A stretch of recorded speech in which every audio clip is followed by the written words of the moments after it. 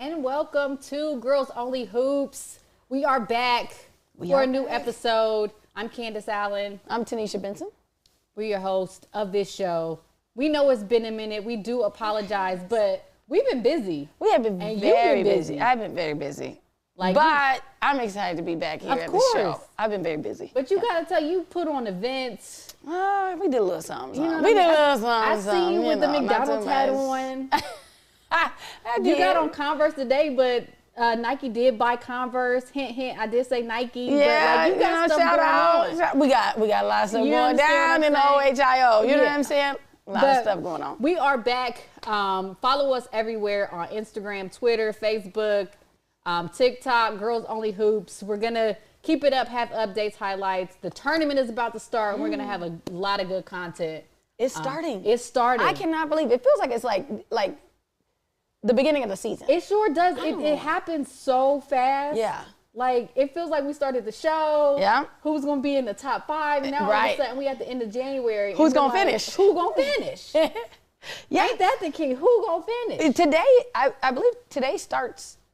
Is it today that starts tournament? Wednesday? Almost. I think they got like a couple more weeks because we have a game next week. We do have a game. That will be a good preview to what, especially in D1, what that state will look like. We'll share a little bit more about that later, but I think we're almost at the end. We're close. Yeah. But for today's show, we're going to run through some January events. Some great girls basketball happened. The person next to me put on an incredible event, Classic in the City. We're going to recap that. We're also going to have a state tournament breakdown where we're going to break down these seeds a little bit, see what they can do. We have some opinions of who's going to come out as state champions.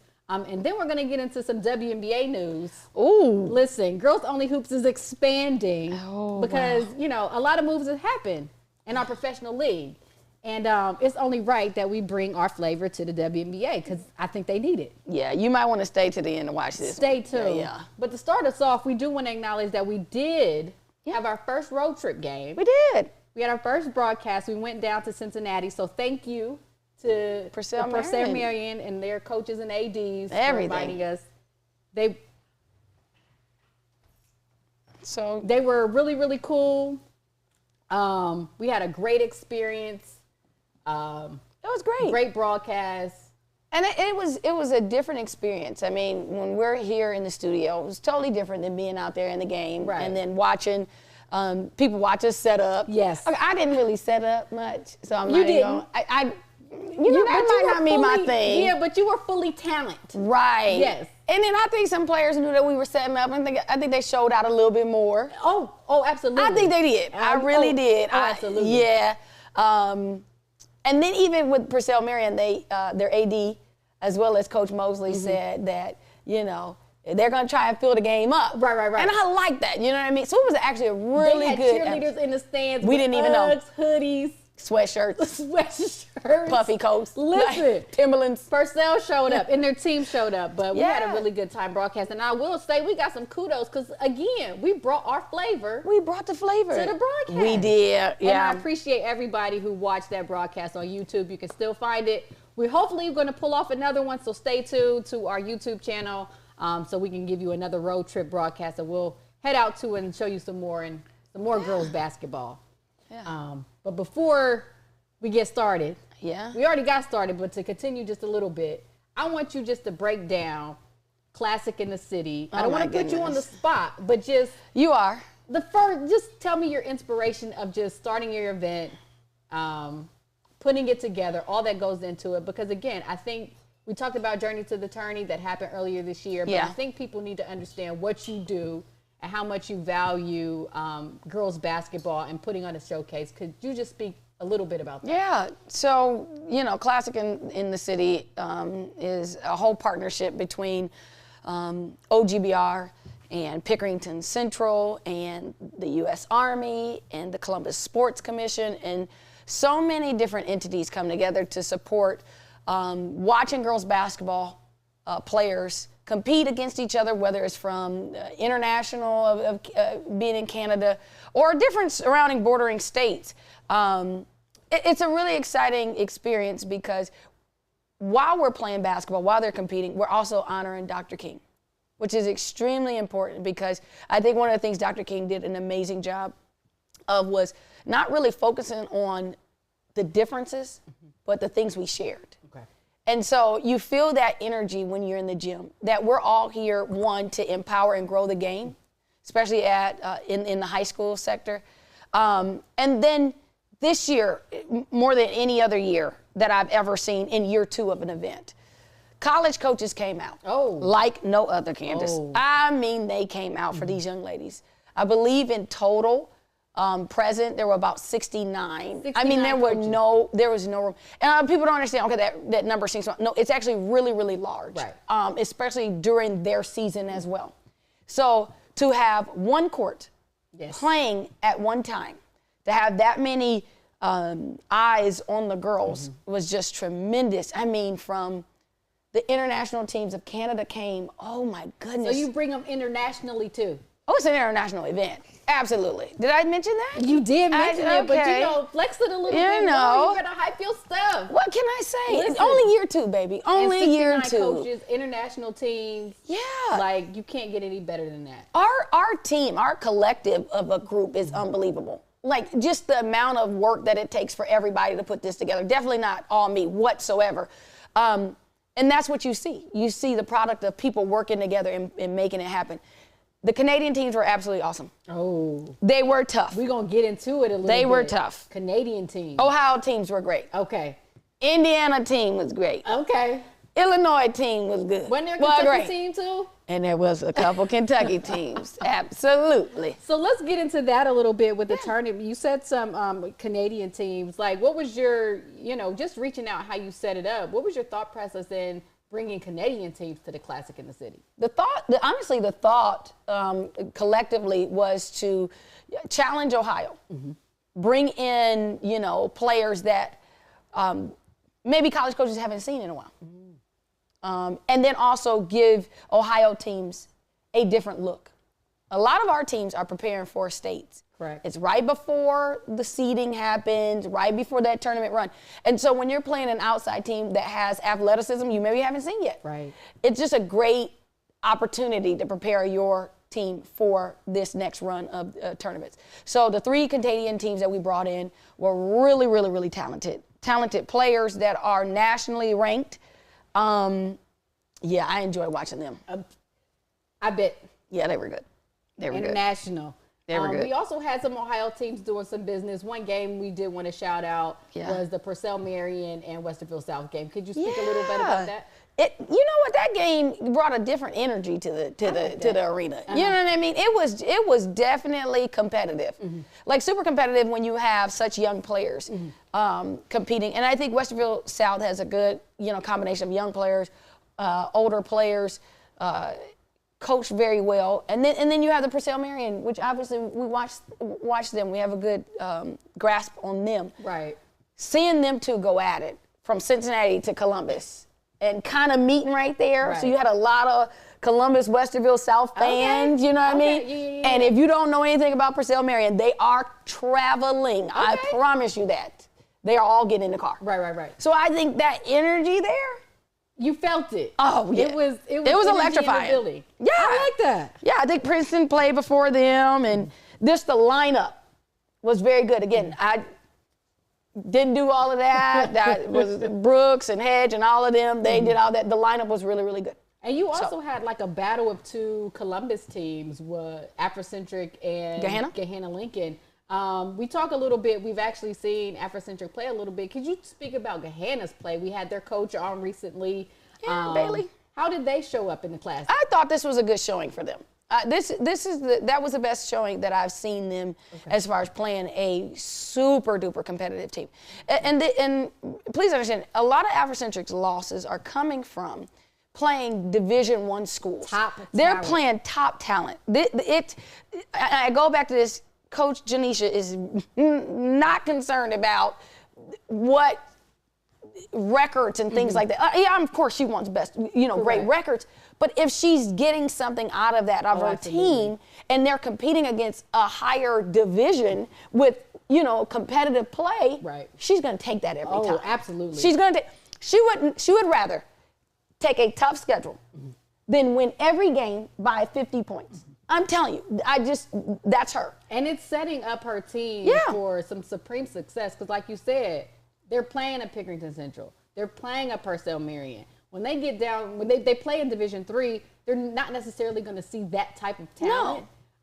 But they went through all of those storms. Exactly. That's not a team you want to see in the tournament. No. And we're going to talk about them a little later. Yeah. But that's benefit the strength of schedule. So Yes. shout out to Afrocentric and what they're able to do and willing to play the best teams. during the Absolutely. season. I love that. Any other good showings of teams that we've had let's in the Classic? see. We don't want to leave people out. We do have one Pickerington had a person great win. We're saving, but Pickerington Central. Okay. Yeah, they look really good. Okay. They look really good. I mean, Mercy from Kentucky is really good, strong team. They have every piece you can think of, from the guards all the way to the post. They just look really, really good against Mercy. And again, it goes back to what I'm saying. They haven't seen Mercy before. Correct. You know, but Pickerington is one of those teams that does travel during the season to go play in Florida. They played in Florida this year. So they're used to that change of style. You know, Kentucky plays different in Ohio. Correct. Indy has a different style in Ohio. You know And what I mean? I like that. I guess I never really thought of when you put teams together and you bring teams from out of state, you bring teams internationally. I really never thought about you're bringing a different flavor, you're bringing a different aspect to the game where teams never saw each other. Right. So it's just adding. You get to test your skill against something different That you've never seen. that you never seen. I like that. Yeah. Can Different I crowd. play? No. Wait a minute. Wait a minute. We may need to take a little No. spurt real quick. The 22-year-old.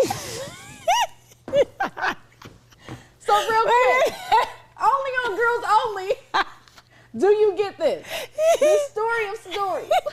A 22-year-old Parent.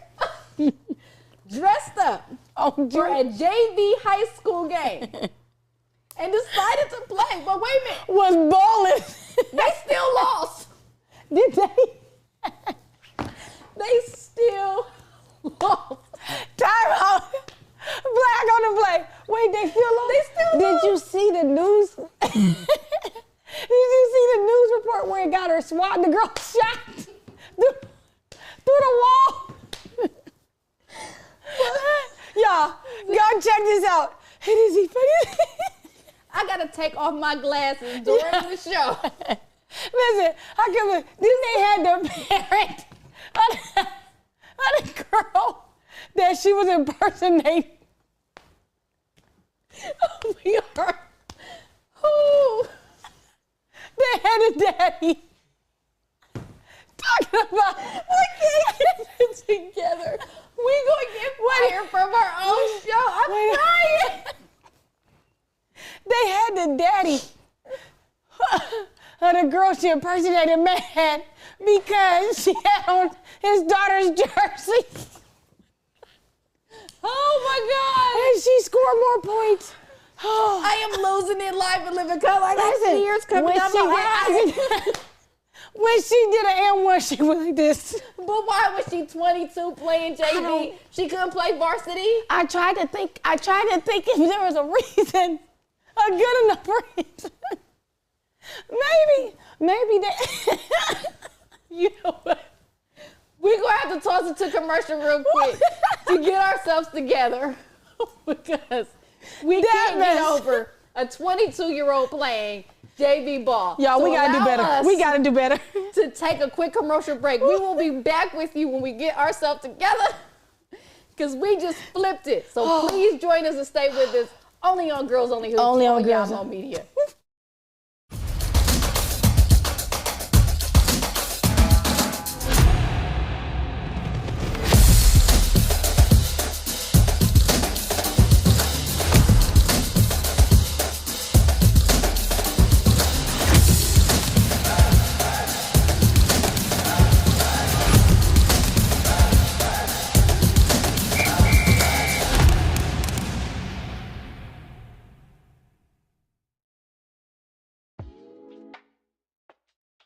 I'm Mike Robinson, Director of City Heights Volleyball Club. City Heights' mission as a nonprofit 501c3 is to utilize competitive volleyball at a low cost as an alternative to common inner city sports. City Heights has served Columbus, Ohio and its inner city schools for over 3 years. Due to demand, City Heights has expanded to becoming an in-house volleyball club, forming teams, holding in-house exhibitions, staying loyal to assisting players at a low cost while developing their beginning to mid-level volleyball skills.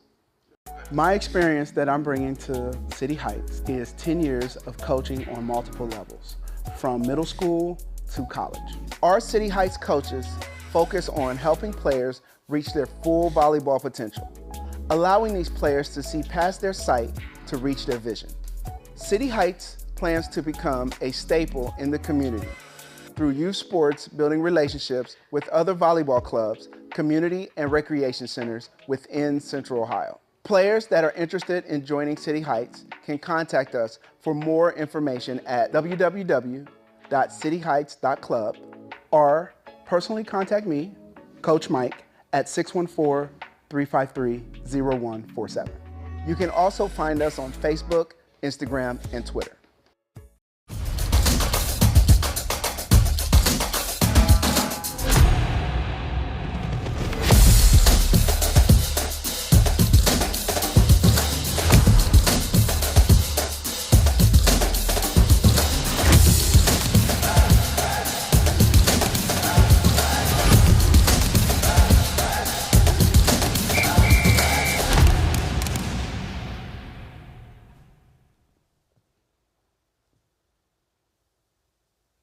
And we are back on Girls Only Hoops. We thank you for sticking with us. We kind of lost it because, listen, we got to clean it up. We got to clean it up. There's a 22-year-old woman who decided, parent, who decided to dress for a JV game. And, you know, maybe I shouldn't have told you, can I play? No. It's just setting a bad precedent. But I'm trying to think of the reason why she would do that. If there's a valid reason, then...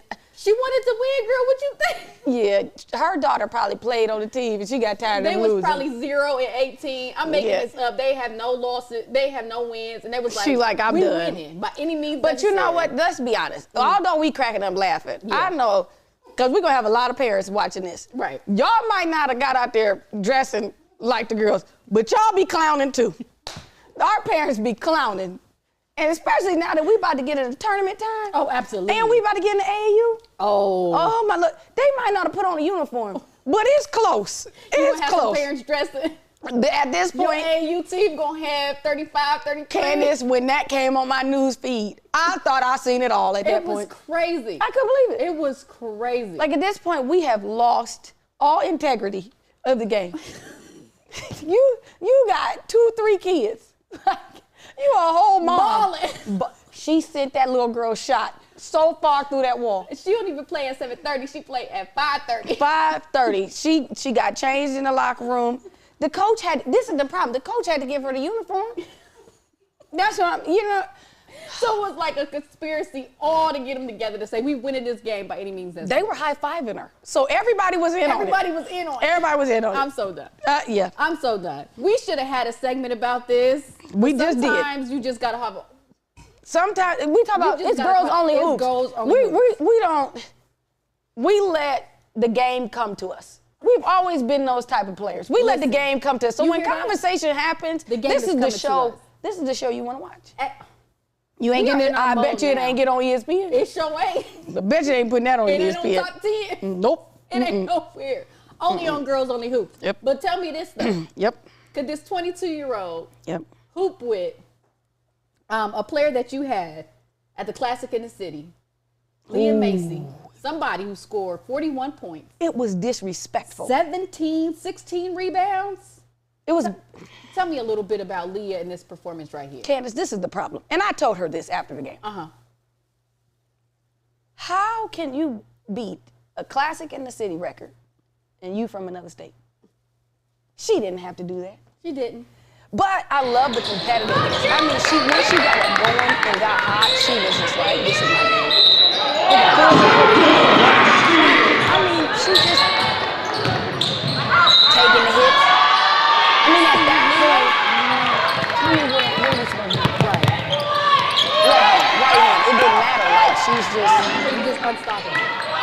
Steals. I mean, literally, this is a great, like, Jake is awesome. Shout out to Jake. Yeah, he's an awesome guy. An incredible talent.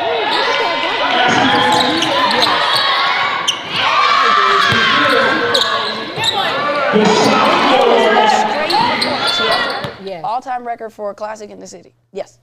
Leah, we did want to take some time to shout out you and your performance, because when I looked on the feed and saw 41 points, 16 boards, I said, who is this young lady? What is she doing? I texted Benson like, I need the scoop. Because that don't happen a lot. Yeah. Not in Ohio, not how we play. 41 points. She earned every bit of those points. Boards. Yeah. Leah, ball out, continue ball out. Best of luck on the rest of your season. Great player. But we had to shout you out just for the performance that you put. Absolutely. We're going to take another really quick break, really quick. And we're going to come back with you with a breakdown of our state tournament that's coming up. And we want you to come to or visit us on all social medias, Girls Only Hoops, for updates. We're going to try to stay plugged in as much as possible, so you can be prepared for the Girls State Tournament coming up here soon. So stick with us for this real quick break, and we're going to start breaking down some of these seeds.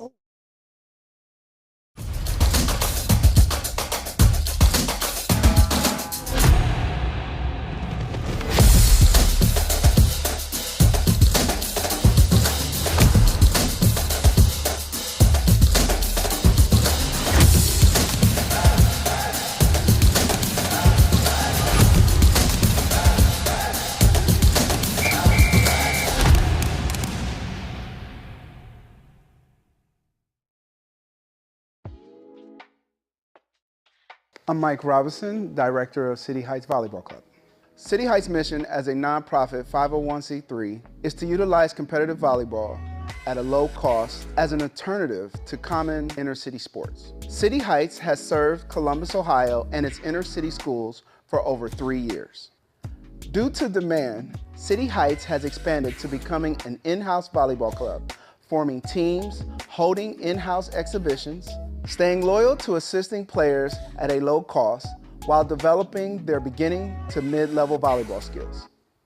My experience that I'm bringing to City Heights is 10 years of coaching on multiple levels, from middle school to college. Our City Heights coaches focus on helping players reach their full volleyball potential, allowing these players to see past their sight to reach their vision. City Heights plans to become a staple in the community through youth sports, building relationships with other volleyball clubs, community and recreation centers within Central Ohio. Players that are interested in joining City Heights can contact us for more information at www.cityheights.club or personally contact me, Coach Mike, at 614-353-0147. You can also find us on Facebook, Instagram, and Twitter.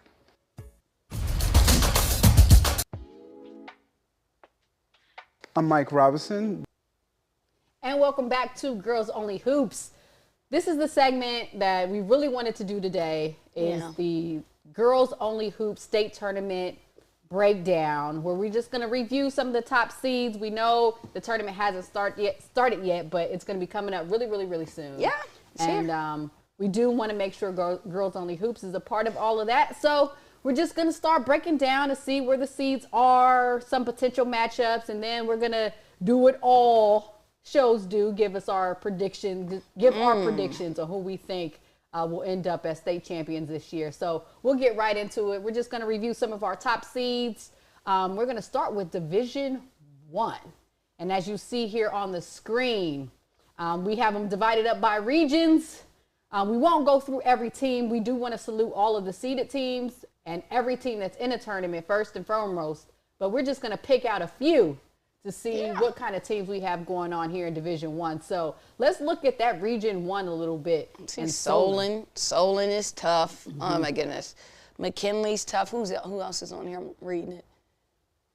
Poland, Seminary, we got some teams in that Region 1. If we move over to Region 2, White House, Anthony Wayne, I believe they made it to the state. They did, year. yeah. Olmsted Falls is tough, out of Northeast Ohio. So yeah, that's gonna be, is going to be good.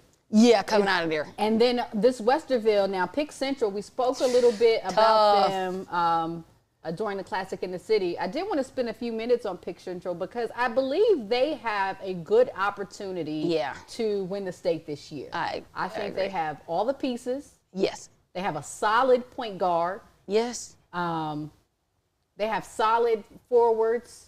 Yeah, they have a team. They have a team. It is, and they're experienced. Yes. And I think that's what's going to really count when we're talking about going far in the tournament. Experience matters. Yes. Now, when you look at like a team like Purcell, and I know we're not on their division, which is next, but when it comes to experience, it doesn't necessarily mean age. Correct. That can be just basketball aging. Correct. Right? And so Pickerington has great basketball aging. They have been through a lot. They've seen their program as Pickerington community win. Yes. I mean, Pickerington is a winning program. If they're not tied for most state championships, probably between them and M&D. They're up there as far as, in D1. So winning culture. Yes. I'm really excited to see them. Yeah. Me too. Yeah. And they made it to the regional semis last year, and I know for certain that they would want to go a little bit further, especially their seniors, to get to the state. But Absolutely. I'm looking at that Pickerington Central team really, really strong to see what they can do. If we can put that Division I bracket right back up, see what's going on in Region 4, we do have to shout out. That's a bloodbath over there. That is a whole pool. Everybody knows Cincinnati, Mount Notre Dame. Like, they have history. And then listen, Mason and Princeton. They played twice already this year. And it looks like they're going to have to play each other sometime in the tournament. We'll talk about that a little later. And you got some sleepers too. Listen, this region right here. I'm telling you, that they beat each other up. Literally, out of Region 4. And then when they get to states, let's just say Cincinnati has been very successful coming out of Cincinnati and winning it all. Oh, we looking at, yes. Yeah, if you're making it out of Cincinnati, which to me is is the toughest region. Right. You come to states ready to win it all. So listen, they have Medina, Sandusky, Westerville. They know. Y'all gonna have to prepare for that Cincinnati region. Yes. Because that's where, you have the state runner-ups, and it's not like Mason hasn't beaten people. Correct. You know what I mean? And then you have Princeton has everybody there. I don't know. That one is I'm there. Yes. I say that I am there watching up close and personal. Yes, and that's our Division I kind of breakdown. So look out for that. We're going to move on to Division II. And a few teams we're looking at here, Region 5. Yeah, Copley. Copley's on there. They're definitely talented. A lot of Northeast. I'm from Northeast Ohio. So. You are? Oh. Yeah, so I've played in the Barberton region before. Okay. What can I say? So that's a strong region. Right. And again, they're going to have to compete with each other to get out of there. And then we can move over to Region 6 and, Yeah. You got if you just Toledo, look at Central Catholic. Yeah, the seeding is the top 10 seeds. St. Vincent, St. Mary's. I think they're really, and that is hard for me to say because the Holy War is going on right now in Akron, Ohio, between Hoban and St. V. So I'm already on one as it is. Okay, look, let's go, Knights. Neck shaking. You know what I'm saying? And your finger pointing. Okay, but St. V is really, really tough. Okay. That could be very interesting. Toledo Rogers has been playing very, very well. Napoleon is always in the conversation. Oh, wow. Yeah, they're always in the conversation. Really? Napoleon? Yes. I didn't know that. Shout out. Shout out, Daddy. He is a state champion, too, 1975. There you McKinley. go. Listen, you got to know your history. You got to know your history. You got to know where you're coming from. If we move over to Region 7 in Zanesville here in Division 2, Granville, I remember last year I really liked that team and what they'll be able to do. Any other names on Region 7? Fairland is good. Fairland is really good. And I have to shout out Thornville, Sheridan. Listen. They always in the conversation. Always. And they made it to the states last year. I believe they made it to the state final last year. And they look. I just want to give a shout out to their community. They travel Deep. Listen, We ain't got to worry about selling tickets. don't listen. They can if sell some Sheridan tickets. gets on a run, whoever plays them, They can sell some they tickets. can sell tickets, and best believe their city, their town is going to be behind them 100%. I really enjoy seeing them support their girls team. Yeah, and, it's beautiful. They're state finalists last Noto year. is out of Chillicothe, yes. They've got young talent, and they're putting it together. So, yeah. It I can mean, be that's a tough region. a tough region. Now, listen. Now, this, again, There bloodbath. are Bloodbath. regions on regions, but in Division II, I think most of anybody looking at the bracket and anybody paying attention to this division knew Region or knows that there are two teams and that there are two defending state champions. Yeah. One, the Division II state champion, 2022 state champion, the Kettering Archbishop Alter Knights, and the Division III in 2022, the Cincinnati Purcell Marion Cavaliers. I got to say their full names because they're state champions. Purcell Marion moves up this year to Division II. They're in the same region. And ultimately, they're going to have to play each other. We're going to talk a little bit about that later. But just what can you say about this region and these two teams? It's tough. I mean, you can't sleep on, Summit, Country Day out of Cincinnati. You can't do that. Yes. That's what I'm saying. I mean, Dayton Carroll is always in the conversation. So I'm not surprised to see them up there. Waynesville, even Baden, Hamilton, like, bloodbath. Listen, I don't know what it is about these teams that's on the right side of the screen. Like, they just have. It's going to be rough. It's just going to be rough. I like that. Competitive girls basketball. And it's still that Springfield, Cincinnati-ish area. Yes. They balling like They that. are. Yes, that is the hotbed right now. Listen, and we'll talk a little bit more about a potential matchup between these two Region 8 teams. But we're going to keep the ball rolling and go to Division 3 and some of our top teams there. See some familiar names and also maybe some names that don't necessarily ring a bell. But here in Region 9, there's one team that kind of sparked your interest a little bit that I want to learn a little bit more about, and that's Shaker Heights Laurel. Your face says it all. I have no response. They are that talented. I am. That's the team. It's a show. Yeah. Go watch the show. Oh. They are that talented. And I think that because of the players that they have, they're going to feel a level of energy. You know how performers come ready for the show? Absolutely.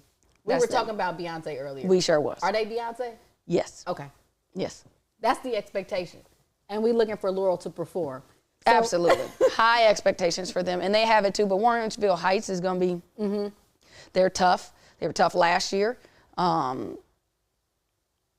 Wayndale, they're tough. Chippewa, that I'm familiar with them being up north. These names sometimes get me. You know what I mean? We had some very tough battles back when I played. It's bringing back some memories. Bringing back some very tough memories. I hear that. In Region 10, we have we have to acknowledge all of our state finalists. Worthington Christian is a seeded one again. Yeah. They are a state finalist from last year, and they're back again. What do you think about them and what they can do in this region? I think they have a great opportunity in this one. Comparative to the other ones, I could see why maybe not as strong. I think it's anybody's game, though. Okay. I think, Worthington has to obviously buckle down, do what they're supposed to do, because Ottawa Glandorf, they have been in conversations for years as well. Okay. Margaretta, same thing. I mean, these are teams that we have seen their name in pretty important places of making it in the tournament, going far over the last 4 or 5 years. Okay. So that region has a lot of history in it, in my opinion, when I'm looking at it. Okay. Yeah. And we move over to Region 11. We have some Belmont Union. Oh, yeah. C1, Portsmouth. Yeah, I like Portsmouth. Fort Fire. Yeah. I like that. I just like saying the name, Fort Fire. I think it's Fry.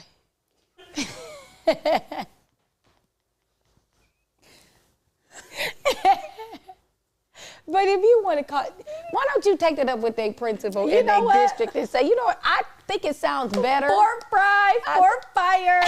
They are on fire, though. They could use that. Pork fry on fire. There you go. So you get both. We're going to get it worked out. There we go. But what can you say about they're tough. pork fry on fire? They were in our top, OGBR's top, top-rated teams early on. So I'm not shocked with this at all.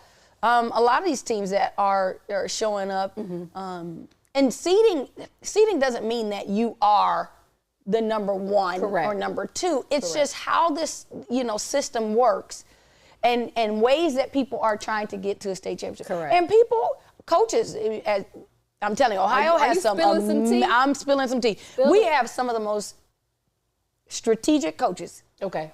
In probably any other state, because they look at these brackets and they're seeing what route is going to get me to where I'm going. And I love that. Okay. I love that across our entire state of figuring out what's the best strategy. I think if you're going to expect your players to strategize and do, make plays, coaches have to do a lot of this prep work, and they do. And that's what they're getting done. That's what they get. Look, you get tea from the one and I'm only. I'm putting it out there. She schools you on game, and she knows how to say these teams correctly, which I tremendously appreciate. We'll move on a little bit to, I think we're on Region 11. 12. We're on Region 12. Thank you. What can you say about, again, here's that Springfield. But now you got Afrocentric in there. Listen. And you got Country Day. You got Bethel. Bethel has been playing very good this year. They've been playing really well this year. So, yeah, when I look at that, yeah. It can be. Clinton, yeah. Yeah. And a little bit more on Afrocentric. We mentioned it before, and we can't harp on it enough. Afrocentric has played perhaps one of the toughest schedules any team could play.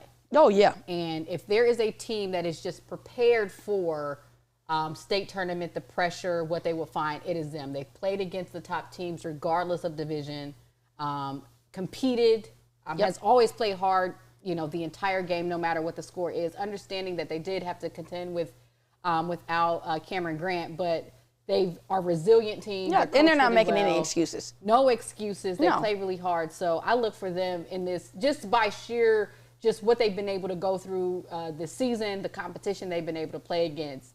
That is not a school I would want to face in the state tournament. Nope, not at all. No. And we're going to keep following along with Division 4, our final division, and we're starting with Region 3.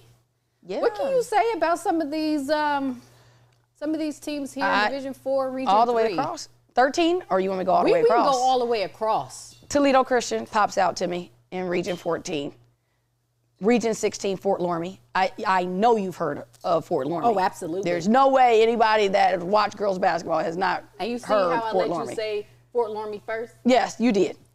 And then, again, when you look at Region 15 in the Pickerington region, Waterford. Waterford. You know you heard of them. Right.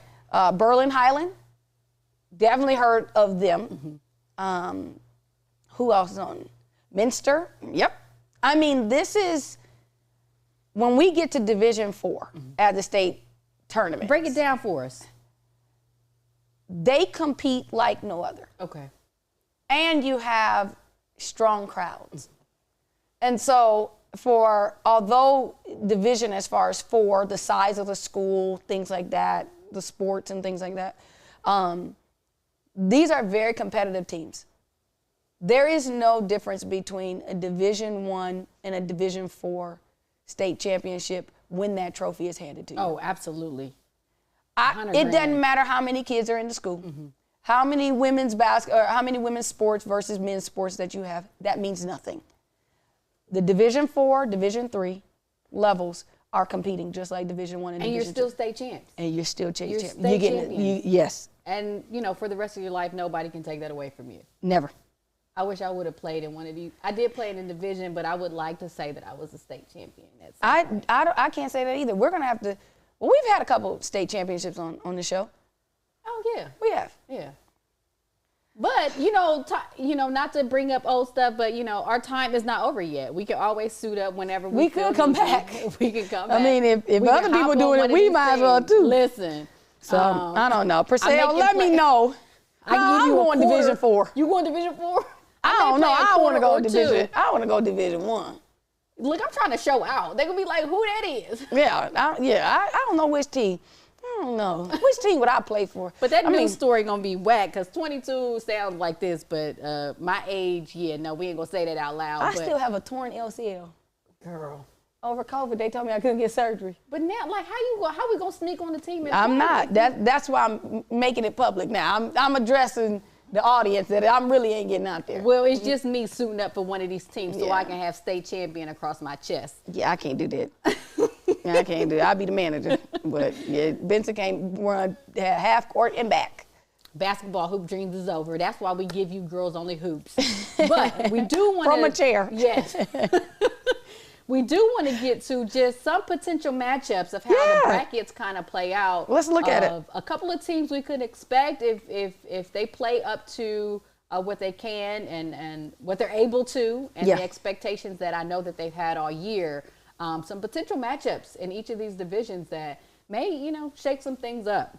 I do want to start with, again, we mentioned it, Mason and Princeton, in Division I have played each other twice. Yeah, and they could end up in the regional semis.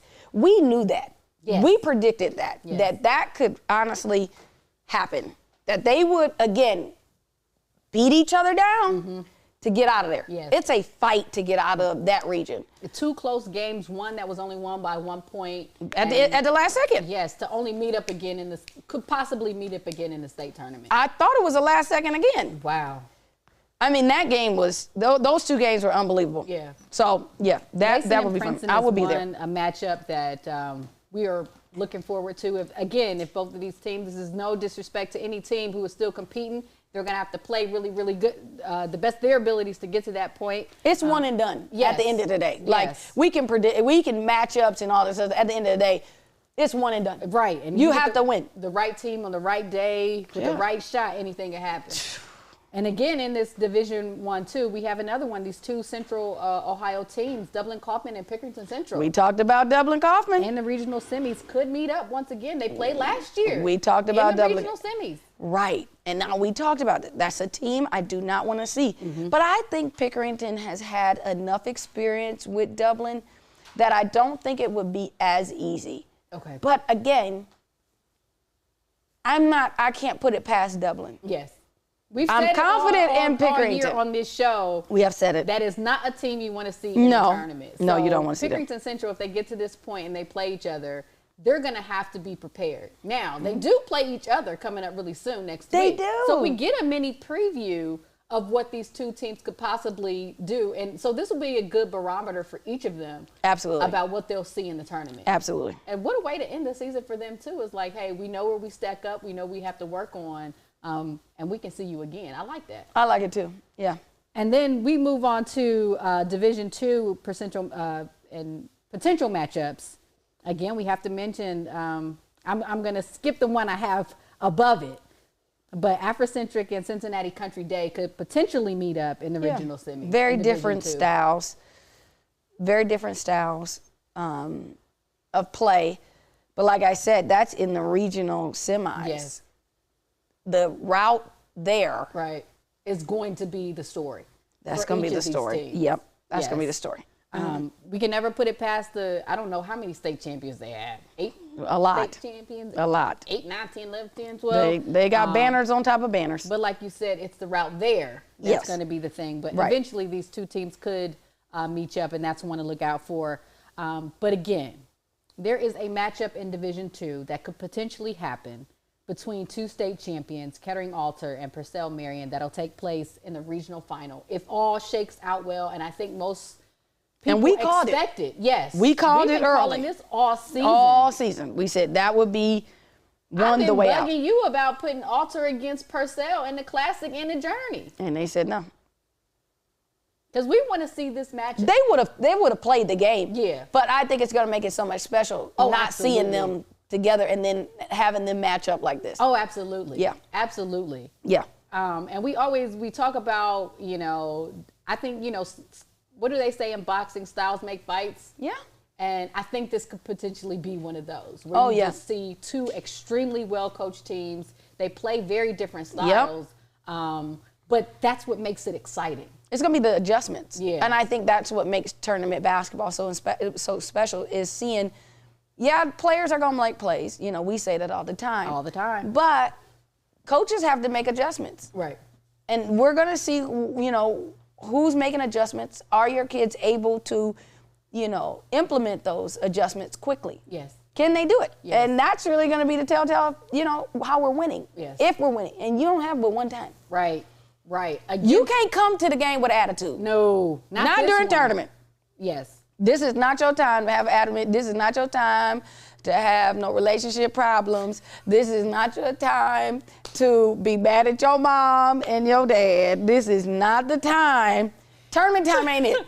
Most certainly not an Alter and a Purcell Marion potential matchup. No. Any other games. Like, no. Or you going home. How you mad at your mom because she forgot your socks? And now you done had a bad game. Y'all getting Players, these nuggets. I'm telling you, do not do it. Don't be mad at nobody. And parents, don't be instigating. Oh my God. Find the sock. This is not your time. So tell me this though. Yeah. Since, like you said, it's state tournament time. Yes. And the kids got to prepare. At they all have costs. Some big so should chores be paused while they Chores should be paused. We're doing a mandate. All chores shall be blocked. For the end of February and the end of the mid-March. Just so these players can compete. Agreed. Okay. Yeah. You There got that shouldn't note, be any parents? chores. There should not be any chores. There should not be, arguments. No kid should have to walk home. You see, that's what we do on Girls Only Hoops. We give you advocate. Tools, we advocate. Yeah, we do. Of getting out of chores because you need to focus. That's why I didn't win a state championship. My daddy probably watching like, what?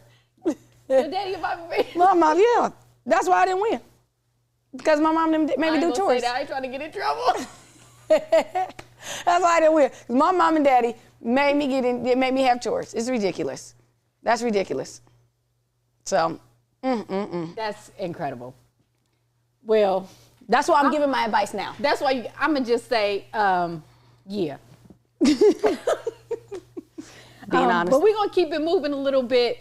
We have to continue on some potential matchups. We have a Division III now. We spoke up on Laurel because that seems to be the team here in Division III that teams are just going to have to look out for. Yeah. And we talked about how in Division III, it's more of the journey to get there. But a couple of potential matchups in Division III.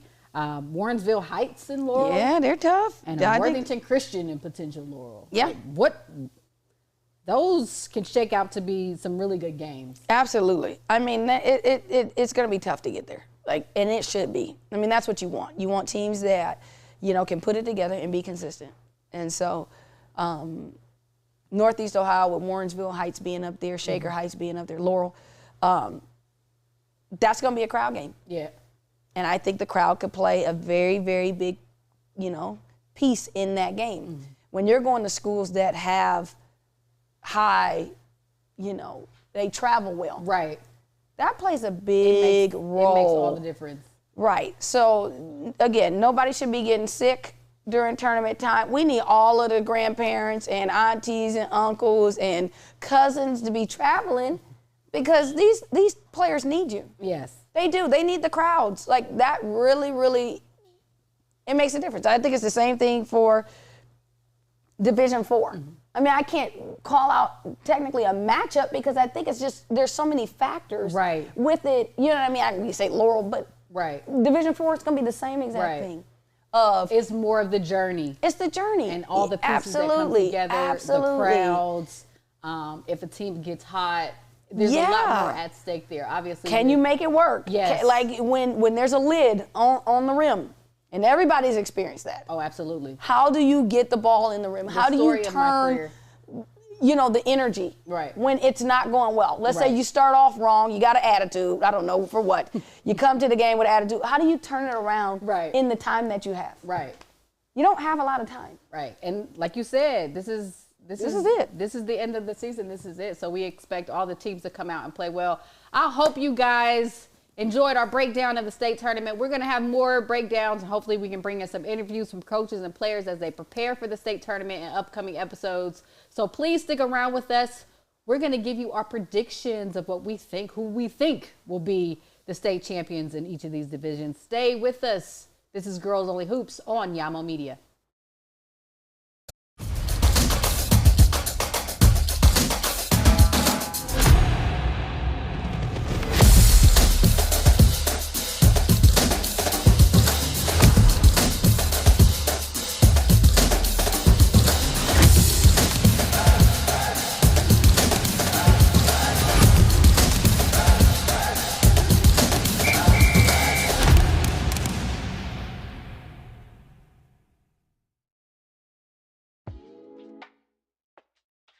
I'm Mike Robinson, Director of City Heights Volleyball Club.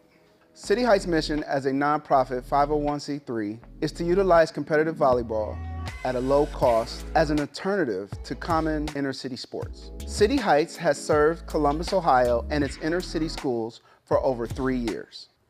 Due to demand, City Heights has expanded to becoming an in-house volleyball club, forming teams, holding in-house exhibitions, staying loyal to assisting players at a low cost while developing their beginning to mid-level volleyball skills.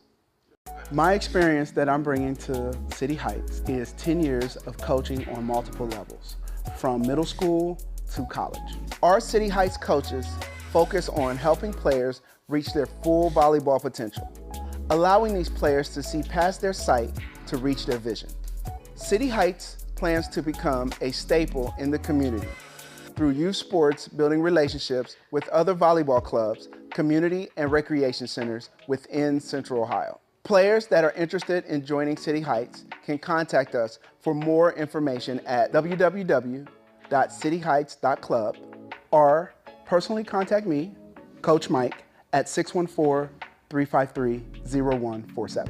You can also find us on Facebook, Instagram, and Twitter.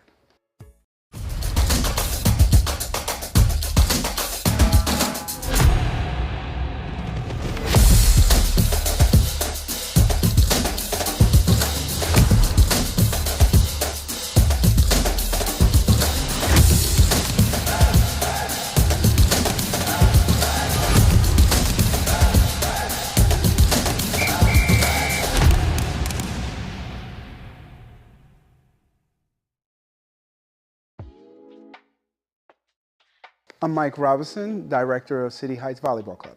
City Heights' mission as a nonprofit 501c3 is to utilize competitive volleyball at a low cost as an alternative to common inner-city sports. City Heights has served Columbus, Ohio and its inner-city schools for over 3 years. Due to demand, City Heights has expanded to becoming an in-house volleyball club, forming teams, holding in-house exhibitions, staying loyal to assisting players at a low cost while developing their beginning to mid-level volleyball skills. My experience that I'm bringing to City Heights is 10 years of coaching on multiple levels, from middle school to college. Our City Heights coaches focus on helping players reach their full volleyball potential, allowing these players to see past their sight to reach their vision. City Heights plans to become a staple in the community through youth sports, building relationships with other volleyball clubs, community and recreation centers within Central Ohio. Players that are interested in joining City Heights can contact us for more information at www.cityheights.club or personally contact me, Coach Mike, at 614-353-0147. You can also find us on Facebook, Instagram, and Twitter.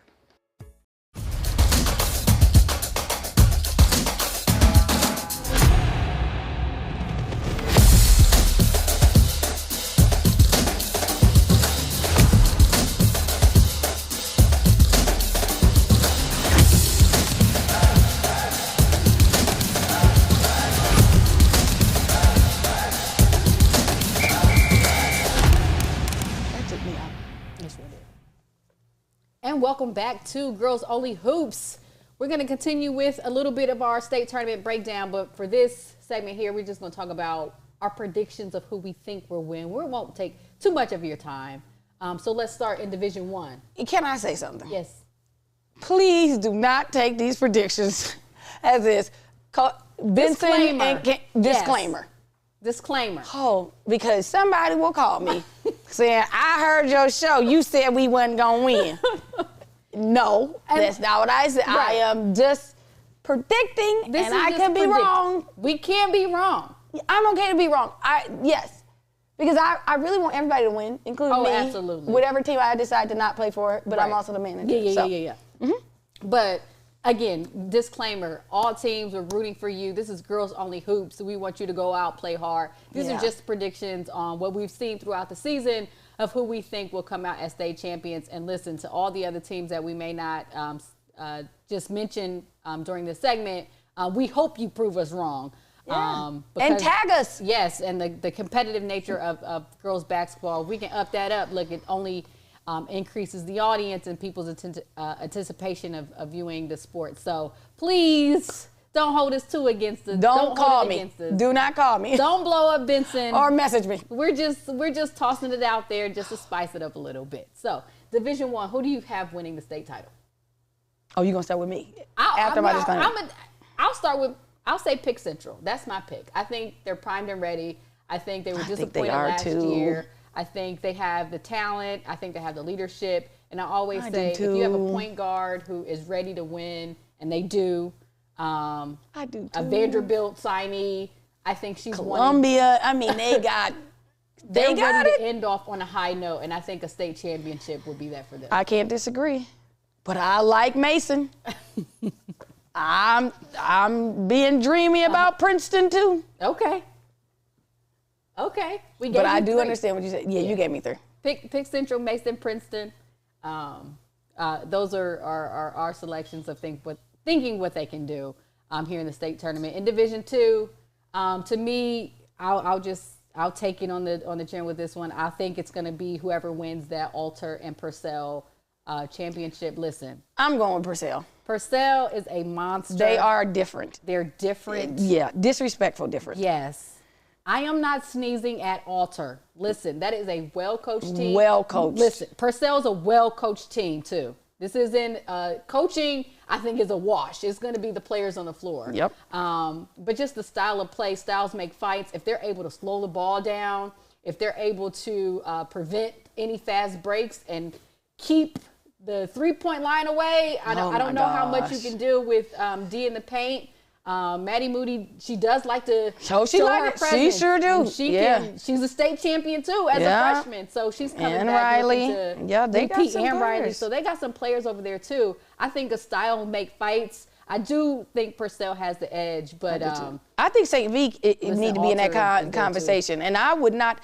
That's hard for me to say, because as soon as I get off the phone, I'm seeing who won the Holy War. You know what I mean? So, but you got to give respect. Yes. When it's there. Carly's done an amazing job with that team. Hopefully we'll be able to have her on the show very soon. And maybe she's amazing. Can shake it up a little bit. I'm telling you, they are talented. They're talented, and they're being so far away from Cincinnati. Right. They're not moved. A different look. Yeah, they're not moved by, because you haven't seen them as many times. But they're tough. So yeah, say V.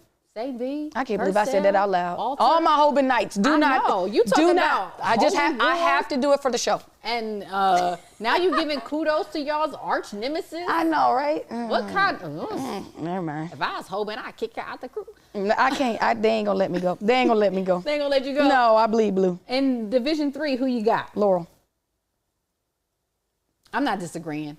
I don't know. I really don't know. It really honestly feels like Purcell. Okay. Last year. Okay. I understand. That's what I'm saying. I believe Afrocentric and Laurel could meet. Okay. Final Four. Based on the route. Right. I believe so. Okay. That would be a game. Unbelievable. Yeah. That would be unbelievable. Yeah. Them two. But Laurel, I'm not disagreeing with you on Laurel. Yeah, So Laurel. shout out to Laurel and what they have been able to do with their program. We look to see some big things again. Yeah. Afrocentric is still there. They're the 25, 35-time state champion. Literally. 42. So they can do some damage as well. But before we close out, what about Division 4? Who we got coming out? I think Toledo Christian. Toledo Christian is good, but I'm not putting anything past Fort Loramie. There is no way. I have heard their name way too many times. Yes. I have seen them compete way too many times for me to not say Fort Loramie. That's what we hear is Fort Loramie and Toledo Christian. Yeah, especially this year. That's what we hear. Yeah, Toledo Christian is tough. 2 of their players just got their 1,000 points literally last week. Wow. So they got this scores. week. Right. It's going to be, I Those can't are, wait. Those are This our going to be predictions. good. Listen, don't hold us to it. Don't I'm hold going us to tell to you it. right now, I'm a flip-flop. So whoever wins the state, I'm going to claim that I was rooting for you this entire year. I'm telling you right now. That's what I do. I'm a flip-flop. I'm bandwagon to the 8th degree. Candace. Yes. I am. At least she honest. I'm honest. Me, I act like I never said anything. We is on video. I get amnesia. We are on video. Good. YouTube, Let them go back there to get our viewership up. I'm be straight in the.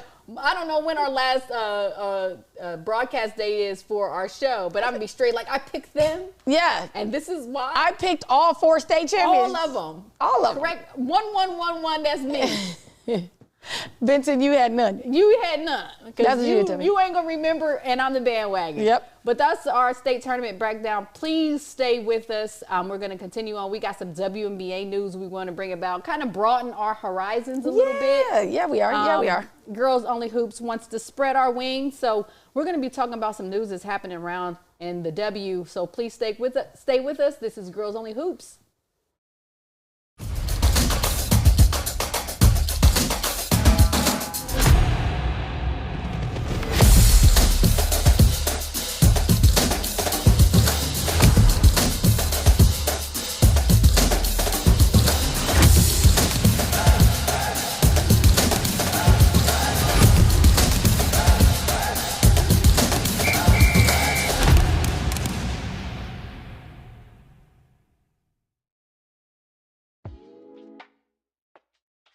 I'm Mike Robinson, Director of City Heights Volleyball Club.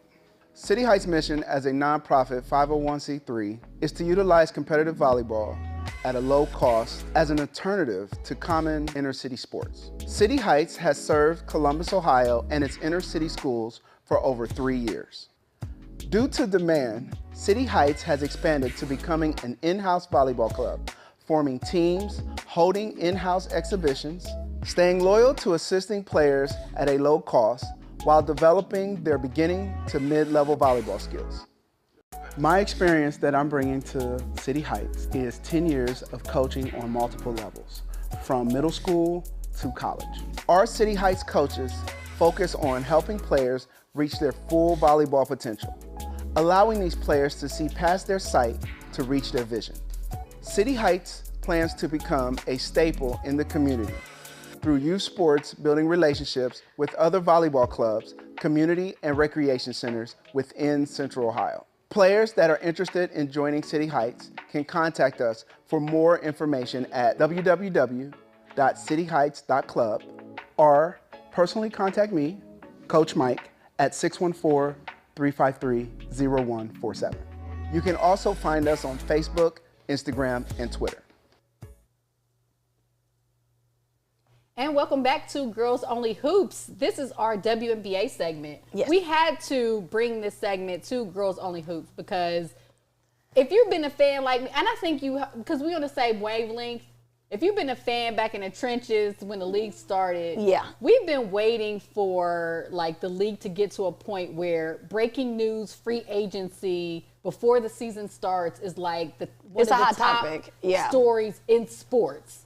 We've been waiting for moments like this. It's just a testament to the staying power of the league and the amount of talent that is coming to the league. So Absolutely. before, you could get away with having Cynthia Cooper, Swoops, Tina Thompson, Janeth Arcane, all on the same team. Lisa Rebecca. Leslie, you can get away with it. But I think there was talent, but then now it's like every team has like 3 or 4 top picks. But do they? Well, because a couple of people decided to shake some things up in the W. Well, what happened, Candace? And it's just changing things to like a degree we've never seen before. Yes. There have been stacked teams before. We've had the Sparks when Chelsea Gray and Mecca and Candace Parker were there. Teamed up, yeah. We had the Minnesota Timberwolves when they had Maya The Timberwolves? Moore. Oh, the Minnesota Lynx.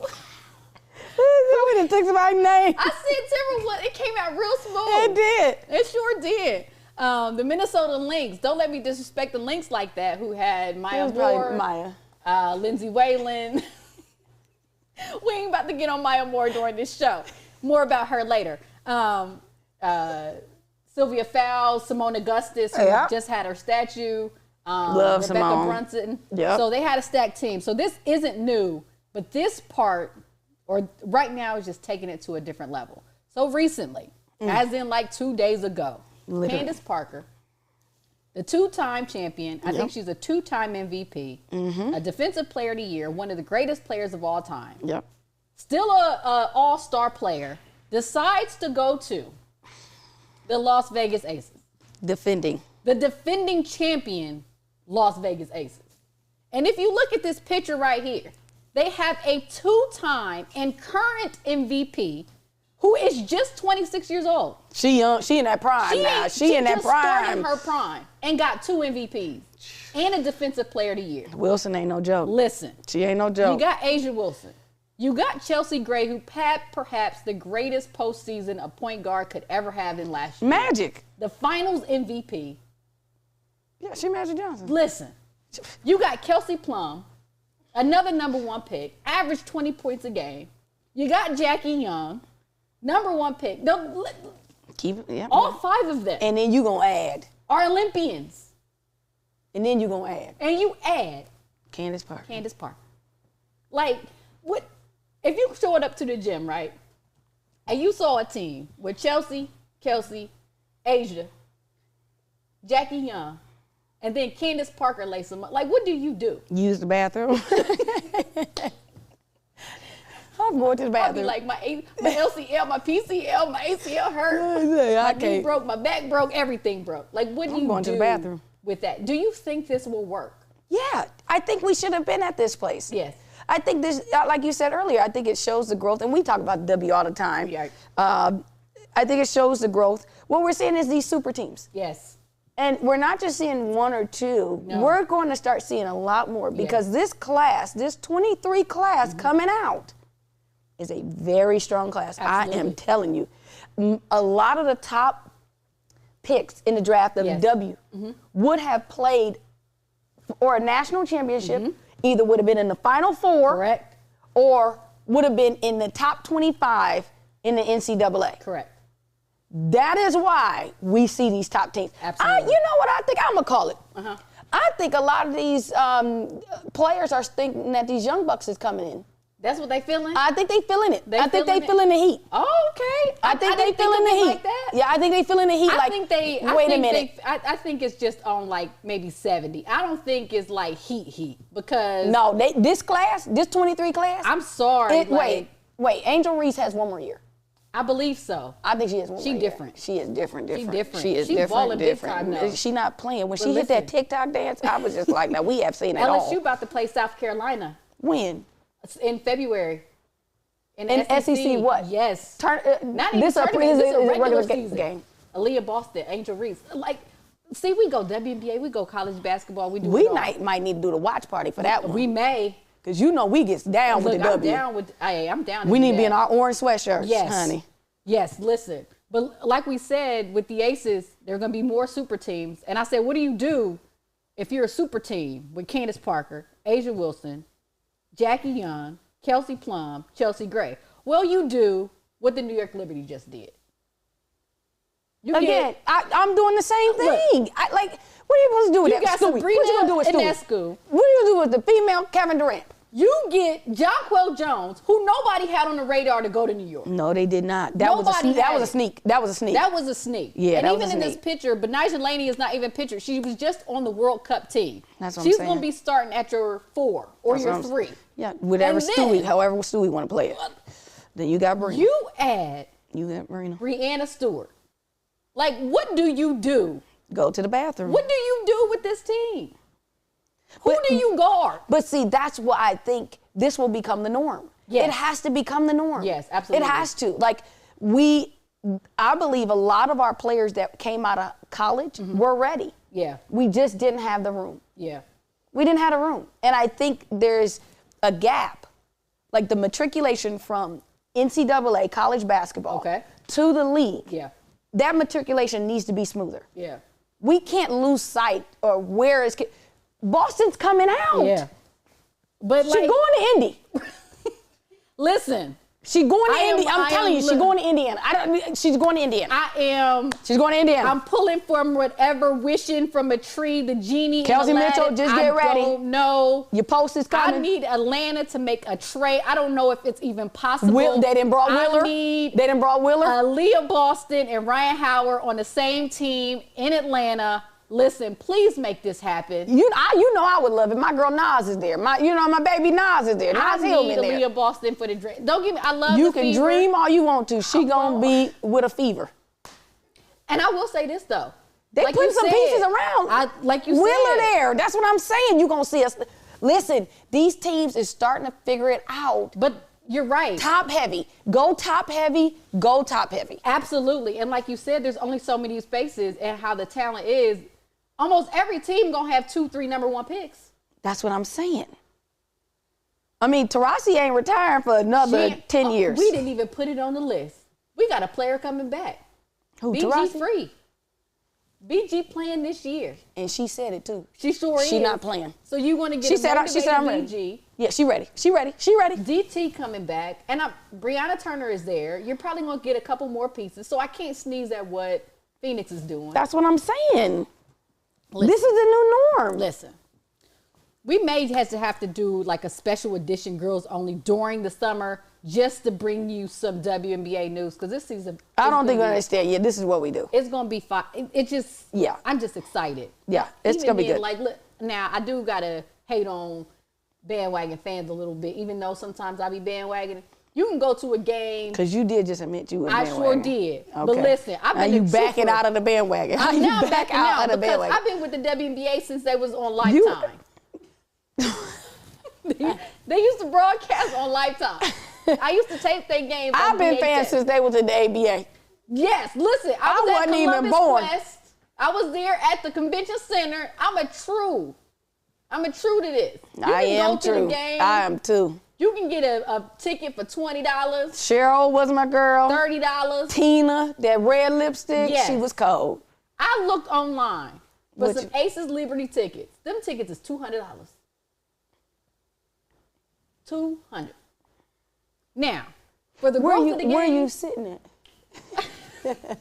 I wasn't trying to get front row. Okay. I just wanted to get lower bowl. You know, nobody want to travel and then sit high in the stands. No, I'm not knocking anybody who has to do that, but I don't want to travel and sit high. I'm trying to sit in the lower bowl. $200? You saying that's too high? $200? These tickets was $20 last year. It's in Vegas, baby. I'm all for the WNBA growth, but y'all can ease into it. We can't hit the $50 mark. They went from $20 to Beyonce tickets. Okay, you got to get a voucher. You got to get one of them kid packs. Maybe, see, now this is where we dress up as a manager. We can get away with that. We can get in. We can get in. We can get away with that. We can get in. We can get in. But we just want to bring this up just a little bit, not take too much time, but also in WNBA news, the Aces had a trade. One of their starting players, two-time All-Star De'Erica Hamby, got traded from the Aces to the Los Angeles Sparks. Yep. Trades happen. I think everybody understands it. Business is business. However, De'Erica released a statement on her Instagram page. I read it. She have accused the Aces of using her pregnancy against her and kind of discussing and negotiating her trade. We don't know what the investigation will be. Understanding from news reports that the WNBA's union is looking into it. But we just wanted to talk a little bit about it, of like, this is something that most major leagues don't have to deal with. I see your face. No, they don't have to do it. You're right. You know, when you're a woman athlete, family planning, all that stuff, it's just different. Tough. It's tough. It's different. It's tough. And you're going to have to make decisions. But what did you think about when you read her statement? Gierica's statement, and then it was long. It was long, but and thorough. I mean, at that point, you might as well. And I think what I did appreciate is the transparency. Yes. Because I think for so long, women have been told you can't be transparent. Absolutely. And you are not allowed to express how you really feel. Yes. And I appreciate that for her. And I like how, not to jump in, just really quick, I like how you frame that because, again, before there could have been a situation where she didn't feel comfortable speaking out. And she spoke out, but she still got traded. She got traded to an organization who wanted her. She mentioned that the Los Angeles Sparks are excited for her to be there. Yeah. She has a place there. And like you said before, that probably would not have been the case. No. Yes. She would have been silenced, if not by some, maybe an organization, but sometimes internally. Right. Silent. Right. So I love the transparency. That lets us, again, is another marker of the growth of the game. Right. And the power that women are starting to not have. We've already had it. We've always had it. It's just a matter of us taking hold to it and being strong in our voice. Absolutely. And I think she displayed that for not only for herself, but she's doing that for other women that are coming in other sports as well. Correct. All sports. Correct. I'm very happy about that. How would you because you put together the events. I know what your aspirations are. I'm not going to put them out there because we're still getting them together yet, but I know where you want to go. I got some work. How does now I have my perspective as like how I think the media should have handled it. Not the media, but how I think the Aces should have handled it, get my Olivia Pope hat on. But let's just say you're commissioner and this is what's lingering. How do you deal with it? That's a great question. I mean, you're definitely going to have to do an investigation. You're definitely going to have to do that. I think you're going to have to hear both sides and both parties. You're definitely going to have to look at what legal documentation that they have. I just from her response, there was some type of miscommunication that occurred. Yes. Expectations, unspoken expectations, or even spoken expectations that were there, that were met or not met. I think that is where the line is when I'm looking at it, saying I would be the commissioner. Right. What was communicated? Right. What was expected? What happened and what did not happen? Right. And then going from there. Right. I'd have to look at her legal counsel and I'd have to look at the ACE's legal counsel. Correct. But I would be very confident that the legal counsel of the ACE's would be top notch. Oh, absolutely. I think so. So there's not going to be any holes in the bag. Right. I like how you frame that. Yeah. I completely and wholeheartedly agree with Commissioner Benson on I like the way how that sounds. She decided to approach it. And I agree because I think this could be I don't want to say a precedent, but I think that everybody is watching. To see how the league moves, because the conversation that she had in her letter was in regard to not being traded because they're wanting another player or a better player. Correct. It's because of her being pregnant. Correct. And that kind of affecting their business of basketball performance. Correct. I mean, I haven't seen too many people play basketball at 9 months. Not at 9 months. Now, she did play in the WNBA finals in game 1 and game 2, but she was really effective in game 1. She gave them some gritty minutes while pregnant. And if we remember, Skylar Diggins played a season pregnant and was still, I believe, all WNBA. So we can't slouch on these pregnant women out here they doing it. They be balling. And that's where it comes up to is, for women, it's not the same for men. Correct. They don't have to choose. Correct. And when you have reached a level of excellence as a performer of a game, and that's what you get paid to do, but you also want to have your family and create, and you are the, I don't want to say I was going to use vehicle, but you're the person that is creating that family with your body. Correct. there's choices. There's some sacrifices you have to, and that's hard. Yes. That's really hard. And so she kind of feels like the decision of being traded is predicated off of that. Correct. Not them saying, "Hey, we need to look for other players." Correct. I think everybody understands the business aspect of sport. We've seen some of the best get traded. We've seen some of the best leave. Because she wasn't in conversation of being traded before. No. And so that's what she's. And that's where the investigation is moving to. Absolutely. And I get it. The spotlight is on. I'm not for sure how big of a story this is, but I think this is such an important story for the players in the W. They fought for pregnancy protections because they understood how, obviously, like you said, how this is different for a women's league of what players have to when they make decisions on family planning, what they want to do. So I think it's important to the players in the league more so than it'll be a bigger story from the sporting world, because you know how tough it is to break through all of that. So I think the players are watching what the W does. I think as the W still pushes itself to be this pioneering league for justice. We've seen them strategize and mobilize to get a senator elected, so they have some collective power. And it'll be interesting to see how this all plays out, having the same league. You have one of its players leveling some pretty heavy accusations against the organization, and see how it all fleshes out. We did want to bring that to you and bring some of Commissioner Benson's thought process, because I think it's just important. And I'm going to get a badge. Sport, whether or not it's collegiate basketball, I'm pretty sure there have been parents in college as well as in the W of how all of that plays out and what happens. That could impact the college level. If a young lady gets pregnant her senior or junior year, she has one more year, and the decision comes to, hey, we're going to, we need to move in a different direction. That's the safe way that we say it. Yeah. It's just. It could definitely go so many ways. Yes. We're not going to keep you too much longer. Thank you for sticking around for our WNBA segment. We're going to close out the show after this quick break.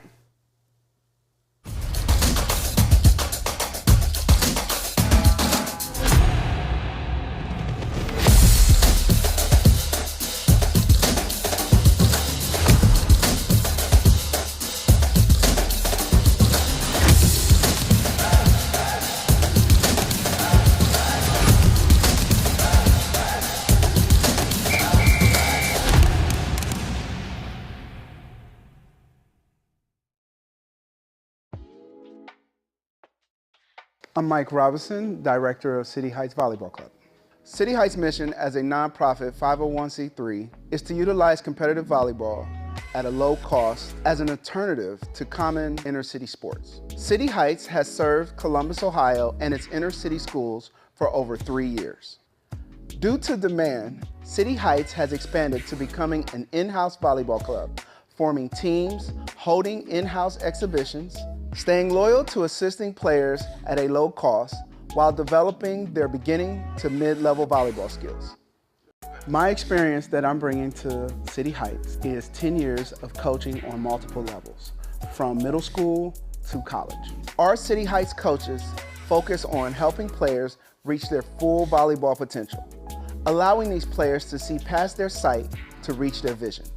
City Heights plans to become a staple in the community through youth sports, building relationships with other volleyball clubs, community and recreation centers within Central Ohio. Players that are interested in joining City Heights can contact us for more information at www.cityheights.club or personally contact me, Coach Mike, at 614-353-0147. You can also find us on Facebook, Instagram, and Twitter. Thank you for joining us on today's show on Girls Only Hoops. Our next show date will be February 15th at 8 p.m. We do come on every other Wednesday. So February 15th, 8 p.m. is our next show date. We got a shout out. What's up? Our producer in the building. Producer, director, extraordinaire, Kayla Williams. Oh my goodness. I'm so proud. I know she over there like, oh my gosh, why are you talking about me? We have this new background. We have the graphics, the video, everything smooth. keeping us in line. Absolutely. This is when we say Girls Only Hoops, and when we shout out Kayla, this is a Girls Only ran production. Yes. Listen, please support us. Follow us on all social medias, Girls Only Hoops, TikTok, Instagram, Twitter, all of it. Everything. And please join us again for our next show, Wednesday, February 15th. We'll have more content for you.